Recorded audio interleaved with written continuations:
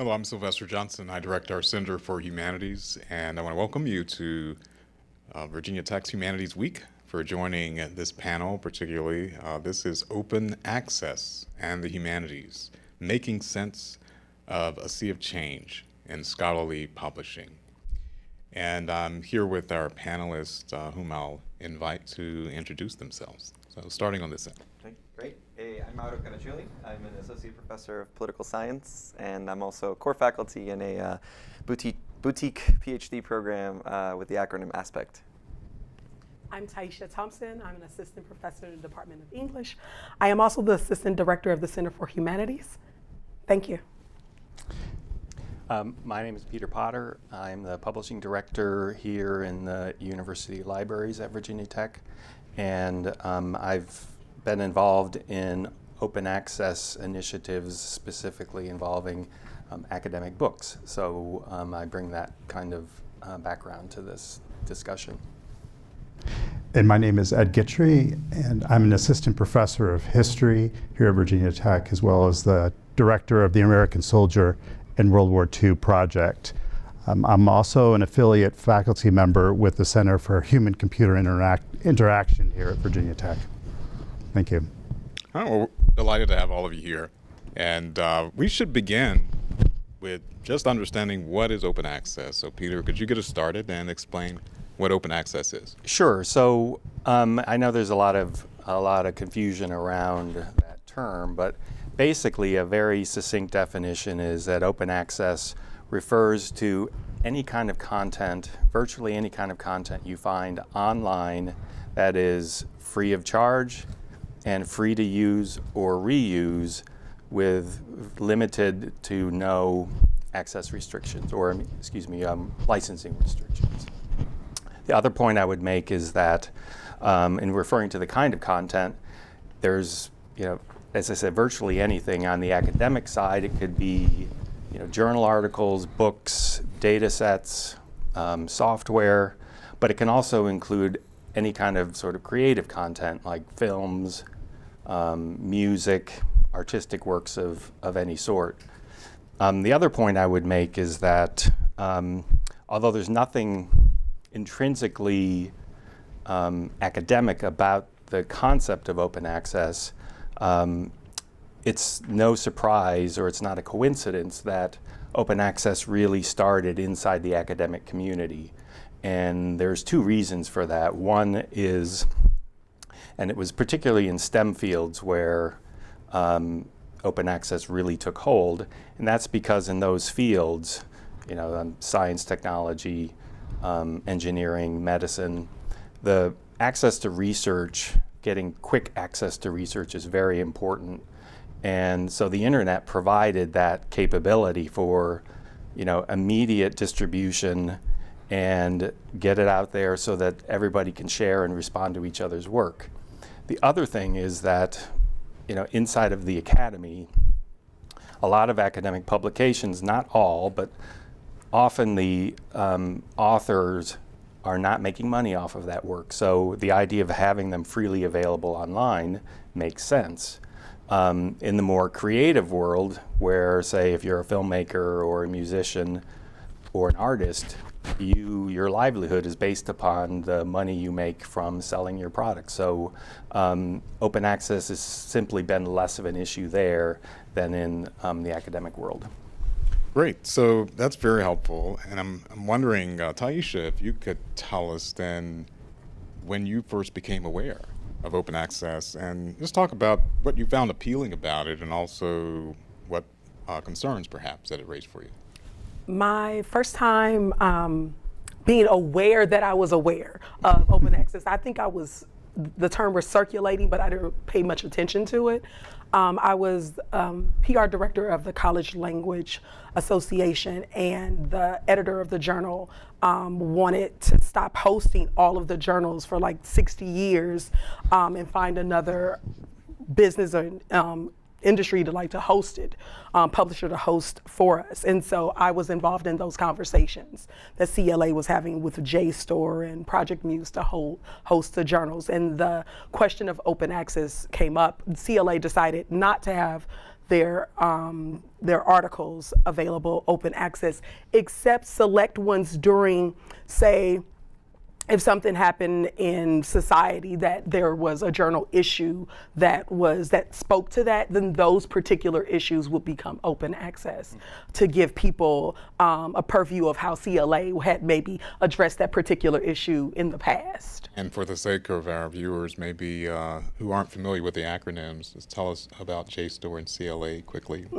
Okay, CLA, College Language Association, is one of, well, it started because African American scholars of languages and literature were not a part of the Modern Language Association, and so scholars decided to create the College Language Association. And so CLA still exists today, clearly, because I was a part of it, but it does similar work as MLA. MLA still partners, so people who are involved with the executive committee of CLA are involved in MLA and vice versa now, but at one time it was segregated like other parts of American society. I'm gonna let Peter talk about JSTOR because I wouldn't do that justice, but I'm sure Peter can. So yeah, JSTOR is really it's a project that came out of the Ithaca Foundation, and it's really a repository for academic. It started as primarily journal content, but it now has books, and they can be sometimes they're behind a paywall, sometimes they're open access. Increasingly, they're doing more in the world of open access. Thank you, Peter. So one of the interesting things about open access is its promise to create more readership. And Mauro, I'm wondering if you could talk with us about whether you found that to be true in your experience, and also what else you think open access has impacted in terms of the reception of scholarly work. Yeah, absolutely. So I'm the author of this book, my prop, Writing the New World, The Politics of Natural History in the Early Spanish Empire, which was published by University of Florida Press in, I got my copies December 2020, if we remember those golden years. I mean, at a fundamentally basic level, the support of an open access grant through the TOME program that we'll hear a little bit later about from Peter, I think provided me as an assistant professor with an opportunity to not only approach presses with a project that could further disseminate the scholarly work that I was offering them, you know, with all of the processes around review and eventually production, but also in the context, it was just an evident way of immediately disseminating published work to audiences across the world when, frankly, it was really, really hard for me as a person to be able to go to places, but also for production facilities to be able to distribute text in the timely manner that they had before, if it was timely before, right? I know the open access grant that facilitated publication of this book essentially allowed for readers in Norway, Australia, New Zealand, Latin America, and across the United States to go to my publisher's webpage, hit a button, download a glorious PDF copy, and be able to start looking at the work. And so, whereas it's difficult to ultimately, as we were joking with Peter one day, see how many of those folks actually read the book, we can at least track how many people potentially downloaded it.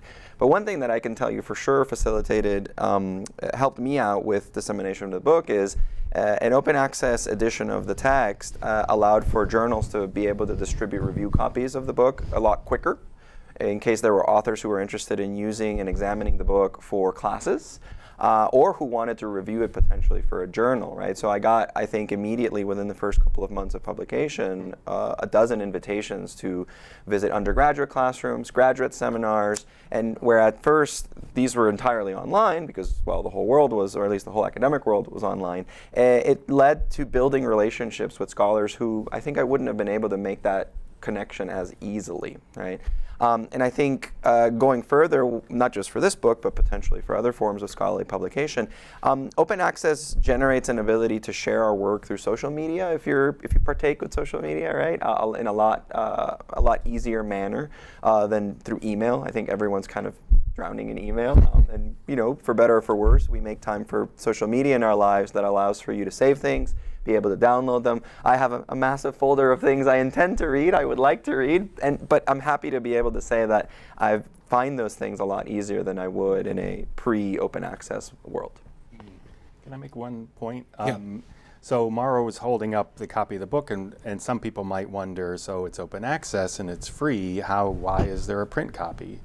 And the two can coexist. So that's often one of the questions I get, and why inside the humanities, why I think the uptake of open access has been more slow than, say, in other fields, because in the humanities we really still value that book and holding that book in your hand. But having an open access version online does not mean you can't also print copies and sell copies. And so Mauro's publisher is selling print copies while distributing the online version open access. Yeah, no, that's a great point. That simultaneity is very much a feature of open access that's not necessarily intuitive. And as you mentioned, particularly this being Humanities Week, the implications for humanities, which has invested in long-form scholarship, can be quite significant. Wondering, Ed, if you could speak to that. What you think are some of the important implications of open access for humanities, and particularly with things such as tenure and promotion requirements? It's been the case for years that progressing in rank in academic institutions is tied to not just any publishing, but especially in humanities, especially with book publishing. Right. But what do you think are some of the implications of open access? Yeah. So the discipline of history is very traditional in many ways, at least structurally. I mean, there are a lot of historians who are very engaged in social media and commenting on social and cultural events. So it's interesting because there have been conversations for a long time about broadening the definition of scholarship in the humanities, and particularly in history. The American Historical Association in January just adopted, the Governing Council adopted new guidelines for enlarging the definition, expanding the definition of historical scholarship. And this is one of a series of documents that the AHA has put out to try to move the discipline forward. And for me, it was I had mixed emotions reading the document. On the one hand, I was very pleased to see another iteration, but here at Virginia Tech, the Department of History revised the P&T guidelines, knowing that the discipline could not move forward unless you did that structural work. And so we looked at those previous statements from the AHA and what was out there, and revised the P&T guidelines to move beyond just the monograph. And so I was pleasantly surprised, because when I was looking at the guidelines, it was like, we did this. And so right now I'm going through the tenure process, fingers crossed, under those new guidelines. But at the same time, it was a little surreal in that there was still so much apprehension, and having witnessed what the conversation we had in our department was like, we're there. We just need to embrace it, because there's a lot of concern about not audiences or the media, or some of the things might get in the way, but just the outside letters, peer review. And they focused a lot on that. Well, it's not that difficult. And but I wanted the AHA to go even further. Mm-hmm. So one of the things that I was part of those conversations in the department was to think 10 years down the road, 5 years, 10 years down the road, and not use the language, and I saw quite a bit of the language of the traditional monograph. I was like, we need to start thinking in parity. So the whole idea, because that evokes on the other side novelty. Yes. And so I wanted the AHA to go even further in the recommendations. So I think we're there. We'll see what happens with my tenure case, but for people who are out there who are apprehensive, like, can we do this? I think absolutely. We're there. just some of that. So I know that some universities do have these guidelines in place, but I don't know of any other historian at R1 that's come through with the broader definition of scholarship. Yeah, I'm optimistic. Yeah, no, that's very, very helpful, and I think you've definitely nailed the issues around just understanding scholarship and scholarly activity and not confining that to one particular way of doing that, particularly given the amazing impact that open access can have and that digital platforms can have in providing so much more engagement across different audiences. And so I'm wondering, before we go further, I know, Peter, you've worked with and have led a very important open access initiative, TOME. Could you briefly talk about that? Sure. So TOME, it's an acronym for a very cumbersome name called Toward an Open Monograph Ecosystem. Mm-hmm. So they were trying to fit that into the word tome, which sounds like book. So it's an open access book initiative, and what that means is that currently the way that academic publishing works, particularly university press publishing, that presses cannot make enough money off of the sales of books to toe the line, the bottom line. And so we're trying to, TOME is an effort to kind of restructure or to rethink the business model around academic book publishing. So TOME provides, as with Mauro's book, Virginia Tech provided a subvention, $15,000 to his publisher, University of Florida Press, and University of Florida Press used that money to then, they published a print edition, but they're also, in return for that money, they agreed to put the open access version online. And the reason why this was kind of innovative is, just trying to figure out how to restructure the way that money flows inside of the academy. And what we found actually so far, we needed this pilot, it's a 5-year pilot, to really see what the impact is and can it work. And one of the things we've discovered is that the usage of these books has just skyrocketed. Sales have not significantly been impacted. So what that means is, publishers can still sell copies and still make money off of selling those copies, but they also get the open access edition out there that has much wider readership. And globally, we see how a book that normally would have, or in the past, would have sat in a library, sat in 200 libraries, let's say, inside the United States, immediately the book is downloaded from China, from Uzbekistan, from Europe, from South America. So it's incredible to see how, once you put it out there, how it gets, people find it. And Mauro, could you say more about some of these economic issues that arise with open access? Because it has to depend, as you were indicating, Peter, it has to depend upon some way of paying for costs.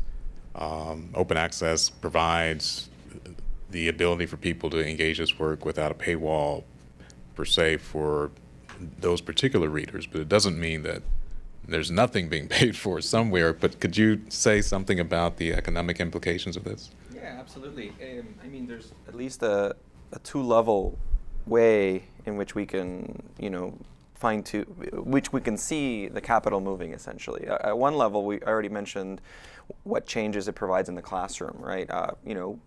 College costs are skyrocketing for a variety of different reasons.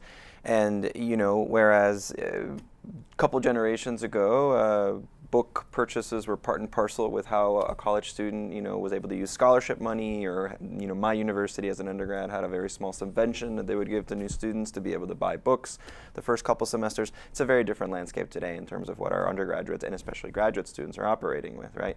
Not just in terms of inflation, but even in the cost of books. Open access texts, whether, they're articles, which generally universities have subscriptions to, or books, allow for entire pieces of work or pieces of those works to be able to access, in different ways and selected in different ways that help save some concrete money for students, right? And I think that's something that's appealing to teachers increasingly. It's appealing to libraries that are extending greater numbers of subscriptions to be able to have access to these materials that normally would be a lot of money and a lot of space to house in situ. And also, I think it gives authors a bit of a different sense of who their target audiences should be. I think, to spin off of something that Ed said, the target audience tends to be the R1 university research professor, which is great.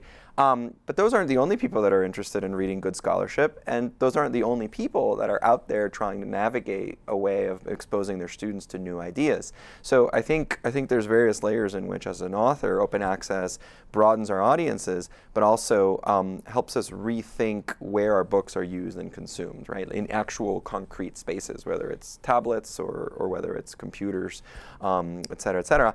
And then there's the other level of just the actual production costs, right? I don't know the exact details, but the grant provided by the Tome Initiative, I know, was used to pay for a copywriter.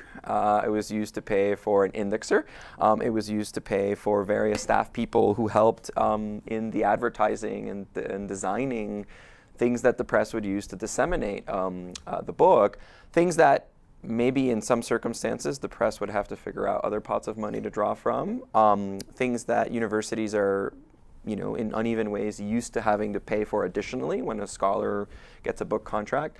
I think it provided a really enticing way of controlling kind of the bubble of the cost, and maybe even allowing for the press to reach out to other people that they would have been hesitant to, or that the author would have been hesitant to if I had to pay $1,000 out of my pocket for an indexer, for instance, right? So there's a concrete way in the sort of political economy of book publishing that a grant like this does shift the way capital moves and who it helps out. If I can add one point, is that there's often people think, well, if it's open access, if it's published online, isn't that cheaper than publishing a traditional printed edition? But it's really not, because you are still putting all of the costs into producing, whether you produce one copy or you produce 500 copies. There's still that what's called the kind of the first book costs. So open access publishing does not necessarily save money other than potentially on printing costs. All of the kind of the intellectual power that goes into producing a book, all of that has to be paid for by somebody. So open access, it's not primarily a money-saving way to go about doing things. Where its value is in access, just allowing more people and more places to find it and to be distributed instantaneously. So you're saying there's no free lunch, yes, and there's no free book, that it has to, someone has to pay, but it sounds like open access is providing a way for more people to benefit from, you called it the first book cost, from all the costs that has to be paid just to make a book possible. So even if that cost doesn't go away, more people can get access, so there's more benefit, as opposed to a relatively small number of people reading this. Can I ask a question? Yeah. Where does the Tome money come from? So Tome, the money comes from all the participating institutions. So here at Virginia Tech is one of the participating institutions, and so that comes from our provost's office, from the libraries, and from the dean. So we all contribute into that cost, and we think money well spent. Got it. Thank you. Yep. So Tyechia and Ed, I'm wondering if you could weigh in on another part of this issue, and it has to do with the Office of Science and Technology Policy announcing what will become a requirement in relatively short time, I think by 2025, that all federally funded research that is peer-reviewed, published, will have to be made available to the public at no cost to the public. Obviously, we know someone will have to pay the cost of making that available, but it has to be made publicly available. There is a lot of funding that goes to universities to support research, and that's not just funding in STEM disciplines. Yeah. It's also funding in humanities and social sciences. And so I'm wondering what thoughts you two have about that, and maybe we could start with you, Ed, because you've had your research made publicly available. You've received a very prestigious grant from the National Endowment for Humanities, so that is federal funding. That's right. And even though it's not 2025 yet, you've already experienced that process of generating research, of making it publicly available by design. So can you share your thoughts about this with us? Sure, I was really excited to see that come out. So yeah, the NEH is a federal agency. The data and all the documents, all the records that are part of my digital project are also federal records. And when I was working on the project, I took advantage of the fact that the NEH makes strong statements about wanting open access where possible. And I got my funding through the Division of Preservation and Access. And so I used guidelines that were already in place from the NEH to ensure open access, in part just to maintain the spirit of the original production of that data and those records. These are government, these are the people, you know. But I did also notice that there was a little footnote in there that did not address monographs. And I'm not surprised by that because of how delicate the ecosystem is for university presses. And I think that they need to work that out. But so I'm sure that the NEH will expand on its efforts to promote open access. And I think that's really good. I think it is going to be very difficult to tackle that piece of the monograph because of all the, in part because of all the hidden costs. So even if you do get an NEH fellowship to take a year to write a book, well, that is only a portion, because if you're a historian, it might take you 10 years to write a book and get it published. And so universities are paying for a lot of that book too. But I think in so many other ways, it's going to be empowering for faculty members in their negotiations to say, you know, the government wants this to be open access. And so it's not only going to be incumbent upon universities and researchers, but I think these people will in turn, researchers will be able to use it as leverage to make sure that the information that should be in the public is maintained in the public. Yeah, Tyechia, I wonder if you could weigh in as well. You have also been very successful at getting external funding to support research.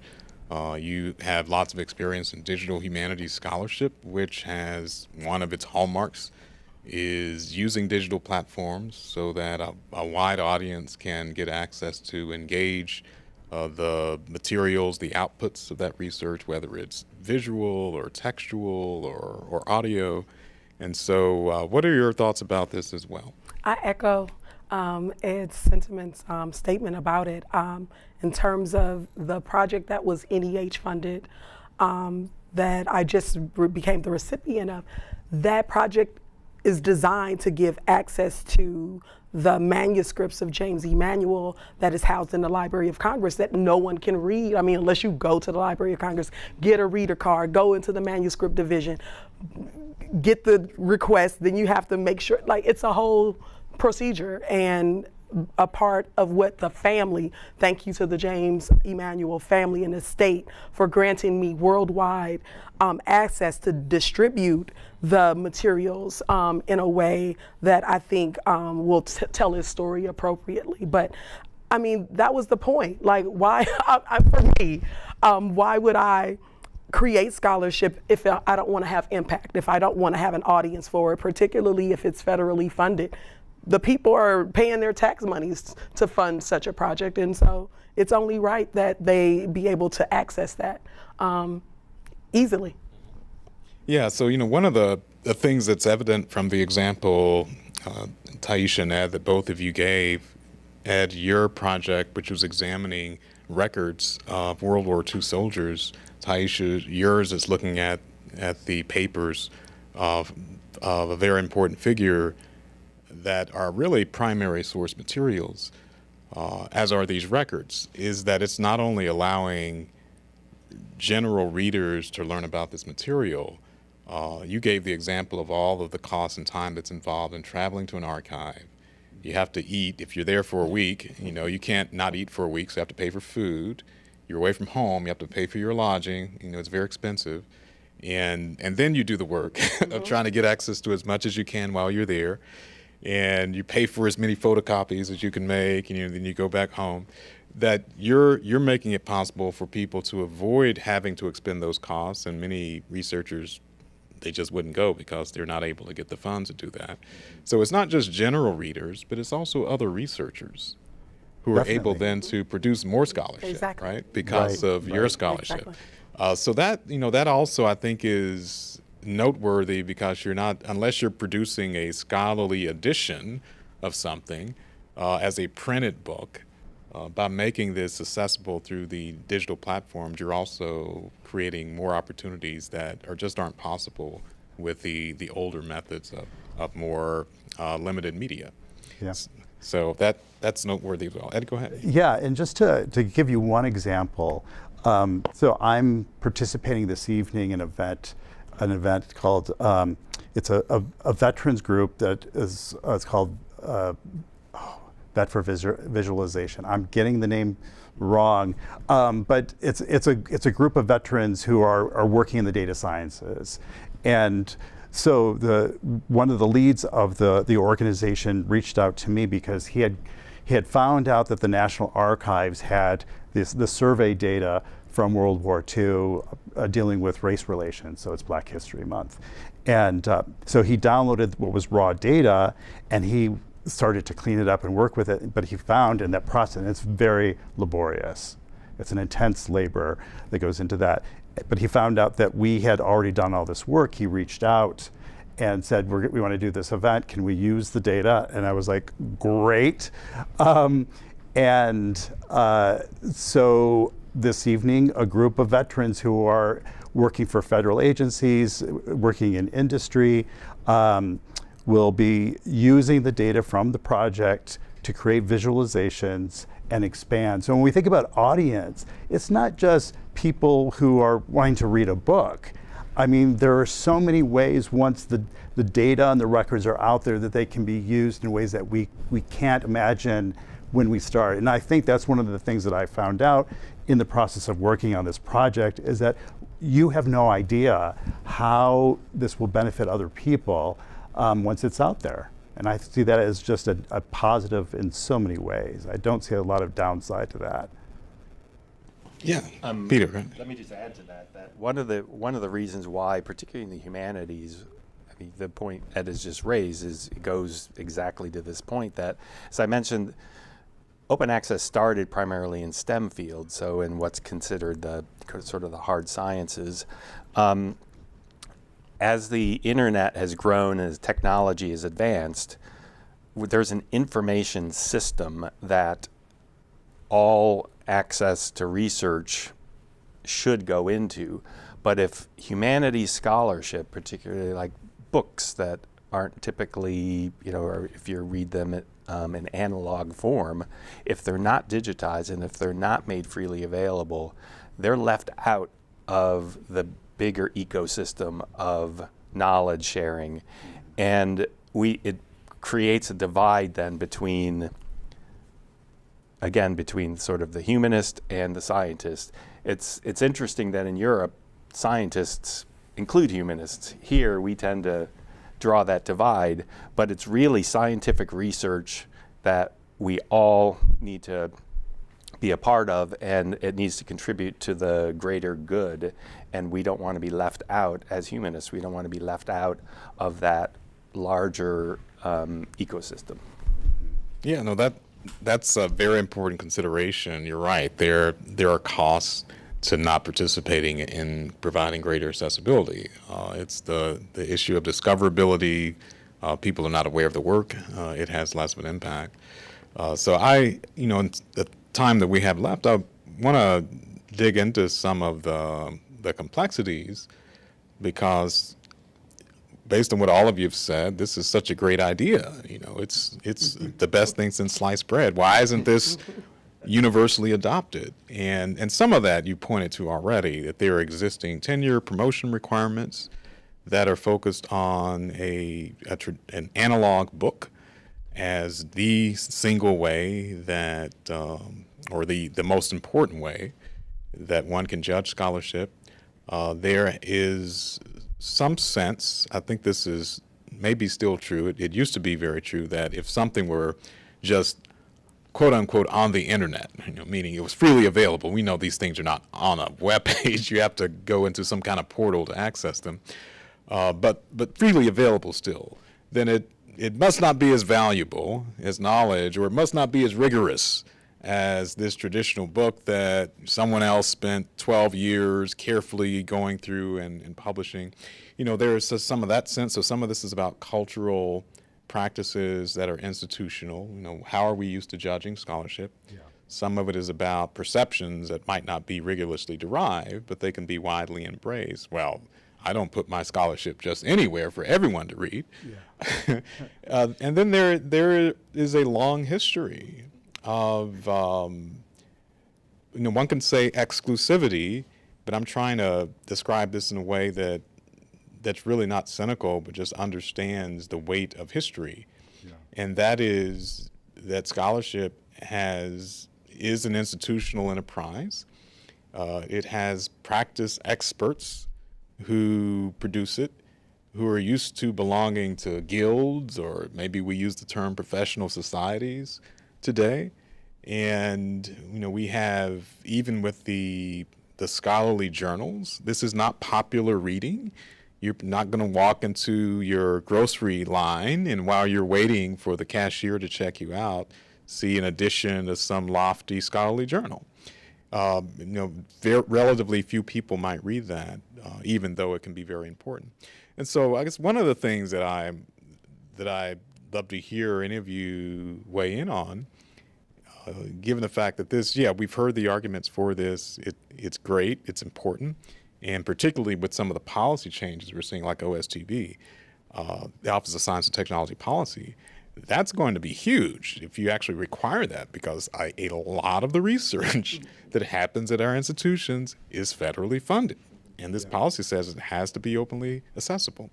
So what do you think are some important levers that need to be shifted to generate some of the cultural attitudes and changes that have a lot of historical weight? You know, there's the tenure committee that's very accustomed to seeing something in a more reclusive space or product of a journal.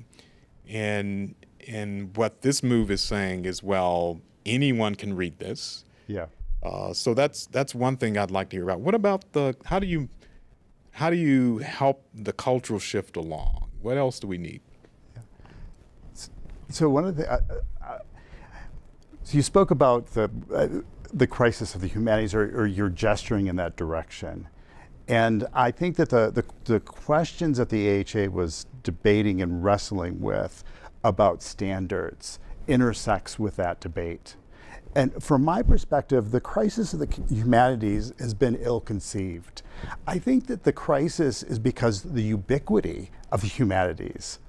And the problem is quite different than I think a number of people think of it. I mean, historians are consulting on films. There are period films all over the place. The historians are writing op-eds. They're engaged in the culture, and they're doing it for free, many of them, or very low cost. And so when I think about open access, it's in parallel with what I don't see as a crisis in the humanities in terms of production. I mean, in terms of the cost and in the value, that's a different issue. But in terms of the orientation towards public engagement, and we're doing it. So I would be curious to hear from others, but I just think that crisis is ill-conceived in many ways, although the value question, I think, is how do you increase the value of the humanities so because I think that's one of the things, in being involved in the computer sciences and data sciences in that world, I realize is that, not that it's esoteric, but I see the value attributed to the work that's done there, and we're not engaged in those kind of conversations because of our public engagement. Yeah, any others? Ultimately?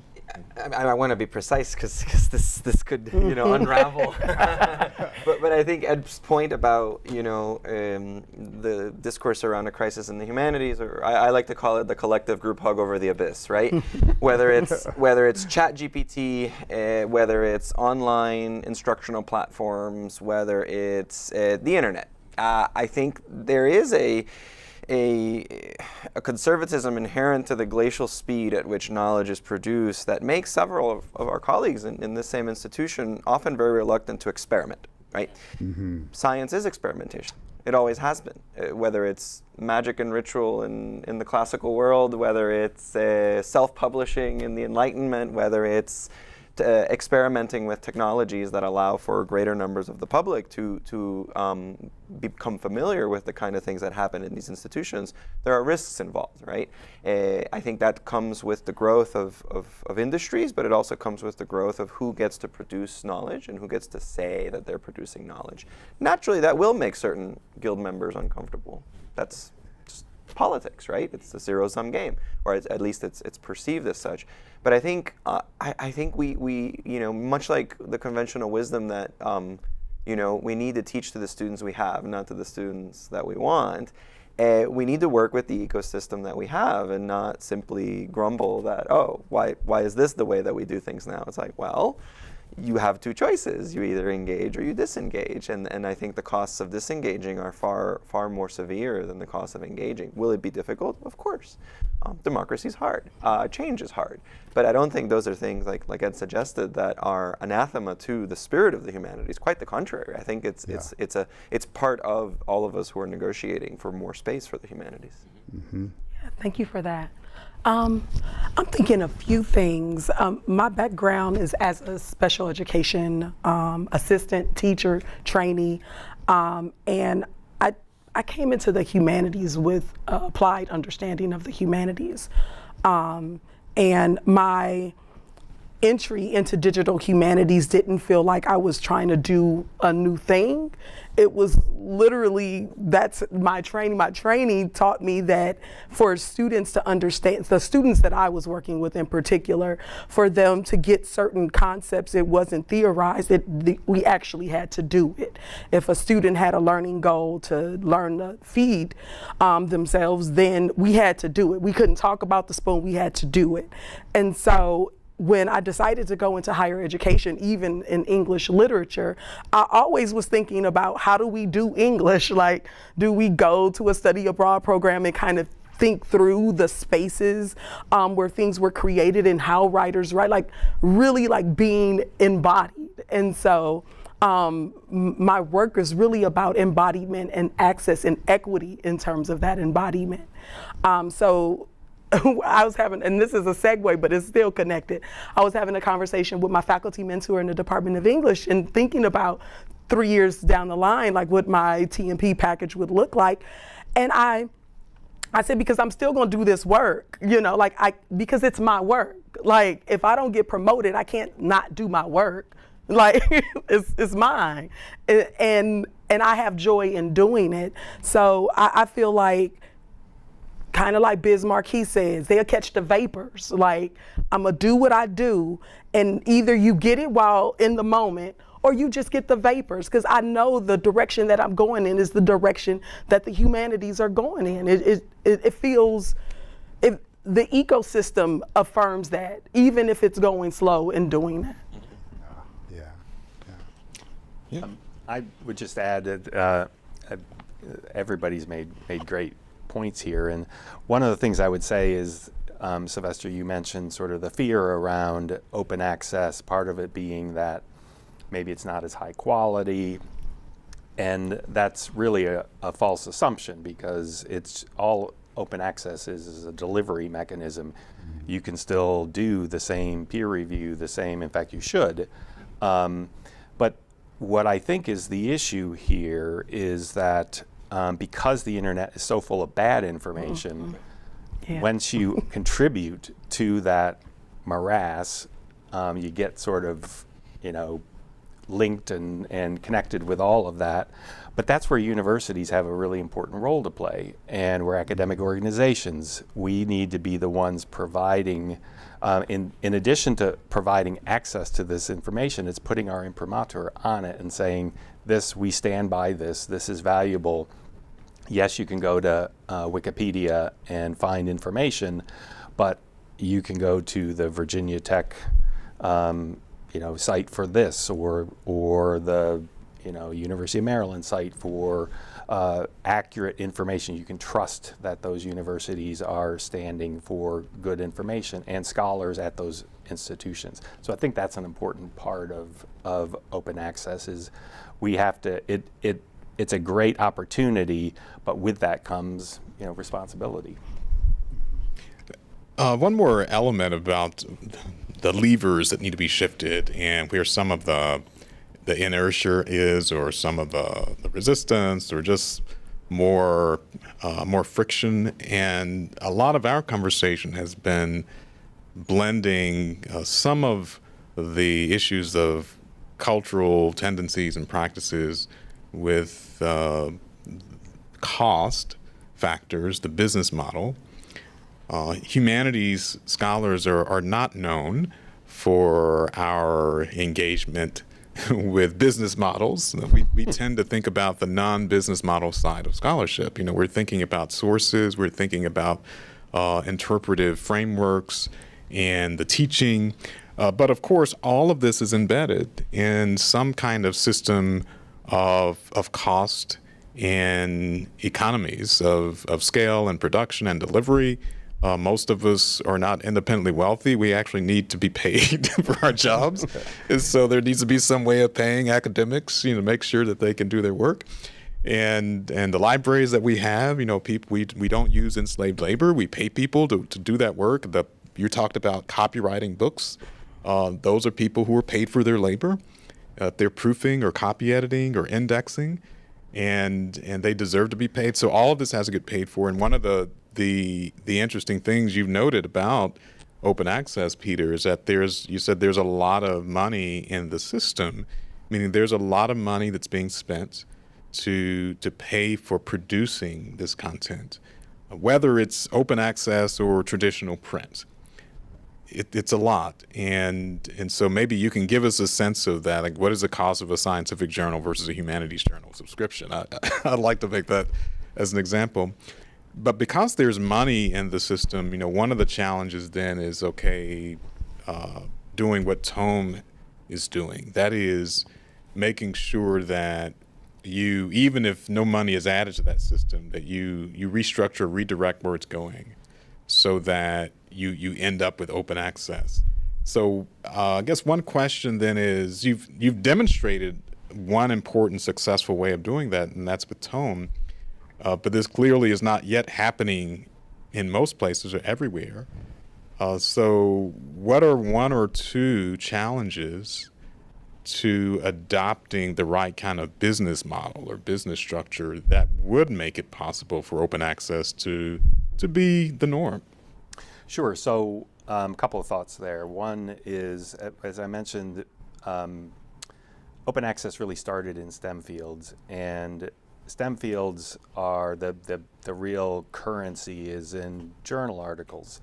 And journals, it's not surprising that journals over the last 50 years have been consolidated into the hands of a few publishers who charge an enormous amount of money that we as universities pay for. And that downward pressure has really pushed the move towards open access.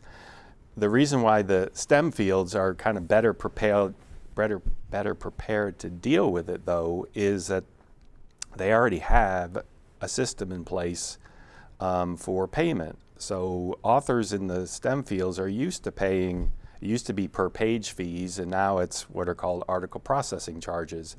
There's a lot of argument as to whether that's a equitable way of funding the system, but nonetheless it's there. And in book publishing, we've never had that, and in part because book publishing in the bigger picture doesn't really cost that much money. I mean, it's not as big of an industry as the journal publishing industry is. So the stakes are a little bit lower. We're not conglomeratized the way that the scientific publishing is. So we have to figure out the business model. And book publishing used to be funded by, every university press would publish a book. When I started in the business 35 years ago, we'd print 1,000 copies of the book, and most of those would be sold to libraries. So each university or college was paying to publish those books by buying copies. Now that we're in this digital world, libraries aren't buying the print copies anymore. So we have to find a better way to fund it. But the money is in the system in the same way it used to be in the system with libraries buying print copies. We just have to find the way to distribute it more equitably across the system. And Tome is doing that in an important way. It does provide an important model that it could possibly be emulated. Yeah, it showed the way forward. Yeah. What we have to do now with Tome is, we started as a pilot with a group of 20 institutions. Now we need to expand that so that we get more broader participation across the higher education landscape in the U.S. That's, for us, that's the big challenge. But I think, just as Ed was saying about, we can do it, the money is there. Mm-hmm. We just have to figure out, or the political will needs to be there. So we have just a few minutes left, and I'm wondering if we could end with each of you reflecting on what you anticipate about the near future, and no predictions. The saying is hard to make predictions, especially about the future. But if you can look forward, do you foresee a time when there will be open access as a universal mode of delivery, or at least a close to universal mode? And maybe what are one or two of the particular benefits that you look forward to seeing as open access grows? I'm happy to start. One thought that came to mind in one of Ed's comments about, say, all the change in policy, right, towards all federally funded projects being able to kind of provide access to the public for their materials. The cover of this book, for example, right, would not have been a reality were it not for the fact that the library which it comes from, the Laurentian Medicean Library in Florence, it's a part of the Ministry of Culture of the Italian government. And the Italian government decided a long time ago that not only would access to those materials in sight would be free to researchers, but years ago it decided to invest money in digitizing massive amounts of its archives, right? And so I can find, this image not in the highest resolution freely online, but it's merely a form and a couple of email exchanges with an editor, with a curator in Italian, broken Italian in my case, to get sort of permission to have the high resolution images. I can imagine something like that related to all kinds of media, for example, right? If people are consuming books, just as an example, on their phones, tablets, computers, why can't music and clips of film be part of that? Now, again, it gets tricky, right? There's lots of guilds and lots of copyright issues, but I can imagine a world where dissertations, we encourage our students to be able to work with various kinds of archives, right? Not just photocopies or scans of 16th and 17th century documents, but being able to use artifacts in a way that, for the sake of public consumption, allows them to build a collage in a very creative and productive way. So a couple of thoughts about the digitization. So my project, I work really closely with the National Archives, which is undertaking massive digitization. Not that long ago, I saw that they had finished the digitization of their whole collection of Office of War Information posters. I think it was over 2,000 or not. So I think that the effect of that happening at so many institutions will change the way scholars think of their work and how they use sources and how the public uses them. So it used to be the case that there's a famous example of a historian who didn't use any footnotes. And when asked about it, said, well, you go to the archive, Harvard's archive, and you find the material. And so there was power and authority with that. But when those records are all available, that changes the relationship to the audience and to the public. And I think it can change it in very good ways. It will force people they will know that somebody can check their sources. So there are ways in which it maintains the standard if you want to be an expert in a particular area. So I think this is really fluid, but there's going to be pressure from below all these archives who are digitizing to force humanists to think about the way that they relate to the public, and not just at the end product when they've been working for 10 years and now it's open to the public, but the process. I think it's going to become I feel like it'll be more fluid moving forward. We'll see. Thank you, Ed. I have a concern. My concern is that institutions who maybe not have the personnel to ask for, do a grant proposal to get things digitized, and are just kind of behind the curve. The scholarship, the knowledge that such institutions have may not be widely disseminated. And that thought, I had that thought before, but when you were speaking, Peter, about expanding the institutions that participate in TOME, I was thinking like, community colleges, HBCUs. I even thought that when each of us was speaking and we named countries, Africa didn't come up, so just, I'm thinking about institutions, nations that, the knowledges need to be known and shared in ways that are relational to how the peoples who, are custodians over that knowledge want to share them. And I was also thinking that, broadband access is not broad, so just thinking about even the people that we're saying, everyone gets to see it. Everyone doesn't get to see it because everyone doesn't have access. And so those two things are just my concerns that need to be addressed before we can say, it's really open. I would say that that's why print's not going away, because print still is really important. And we published a book here on current situation in Nigeria. We published an open access edition, but we worked with a Nigerian publisher which did a print edition, because that's how the information gets distributed more effectively there. So that was a great partnership. So they can work together, and I think in the future open access is going to be more and more the means of distribution, but it's going to be a hybrid world for as long as at least as long as I'm alive. Well, I want to thank our panelists for such insightful and really evocative reflections and comments on the importance of open access, of sharing with us what you think the strategic concerns are, and providing these wonderful examples of what have been important successes, as well as caveats and challenges that remain. I want to thank you, our audience, for joining us for Virginia Tech's Humanities Week, and particularly this panel on open access and the humanities, navigating the sea change of challenges that are facing us in the scholarly world. Thanks very much, and we hope you'll enjoy the rest of the events that are happening this week.